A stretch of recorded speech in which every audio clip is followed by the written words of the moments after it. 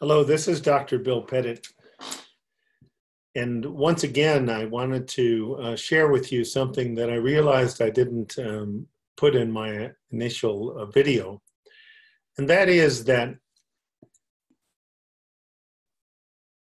we are using these principles of mind, thought, and consciousness every moment of our life to create our experience.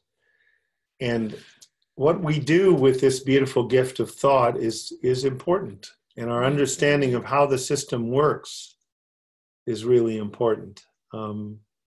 The cell biologist Bruce Lipton, who wrote the book Biology of Belief, has indicated that we have 50 trillion cells. We are made up of about 50 trillion cells, and including about 1 billion brain cells.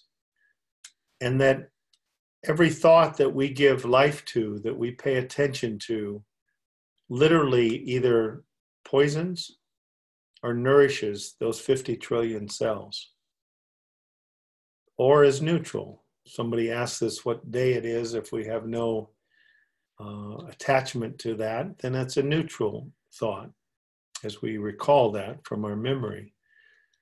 However, as people often get caught up in paying attention to and entertaining thoughts of worry, guilt, resentment, upset, overanalysis, unresolved grief, fear.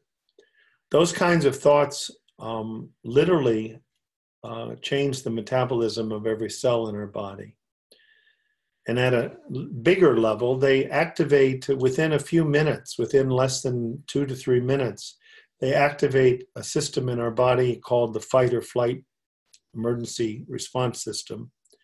Medical people know it as the hypothalamic pituitary adrenal axis.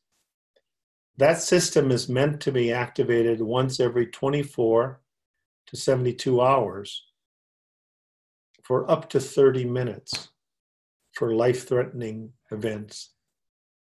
However, innocently, myself included, for many years before I was exposed to these three universal principles of mind, thought, and consciousness, I spent nearly 21 years in and out of clinical depression because I innocently was giving life to thoughts of worry, guilt, resentment, overanalysis, maybe up to 6 to 9 hours a day.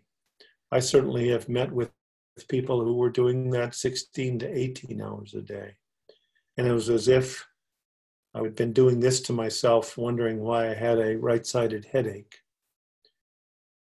To the degree that we innocently get caught up in doing that, we create a chronic state of hypervigilance, of hyperactivation of the emergency response system, which results in high levels of norepinephrine, of epinephrine, of glucose, a load on our pancreas. That's part of the reason why we have a type 2 diabetes epidemic.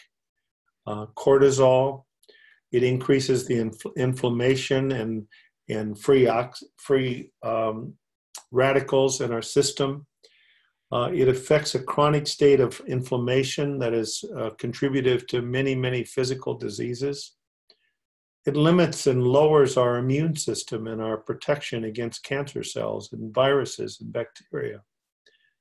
And it leads to a chronic state of, if you will, a chronic state of internal dis-ease that often leads to unhealthy activities, unhealthy behaviors in an attempt to try to relieve our disease.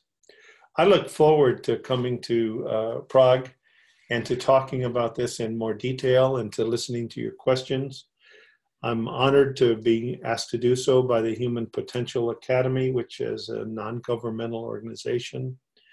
And I do hope to see you when I come to visit in June. I wish you the very best.